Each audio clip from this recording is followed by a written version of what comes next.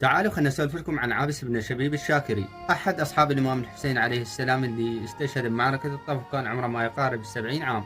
فكان عابس من خلص أصحاب الإمام علي عليه السلام، وكان من حملة القرآن وعلوم أهل البيت عليهم السلام. عابس كان من أول المنبئين والفدائيين لدعوة مسلم بن عقيل في الكوفة، فلما بايعوا 18,000 شخص من أهل الكوفة، مسلم بن عقيل كتب رسالة للإمام الحسين وأرسلها بيد عابس. فسافر عابس من الكوفة إلى مكة حتى يعطي رسالة مسلم للإمام الحسين عليه السلام. وبقي عابس في مكة مع الإمام الحسين إلى أن جاء الإمام الحسين إلى كربلاء. وبيوم معركة الطف أخذ سيف عابس وتقدم للقتال نحو جيش عمر بن سعد. فهنا شاف شخص اسمه ربيع بن تميم الهمداني. فهذا ربيع بن تميم قال: أيها الناس، هذا أسد الأسود، هذا ابن شبيب، لا يخرجن إليه أحدا منكم.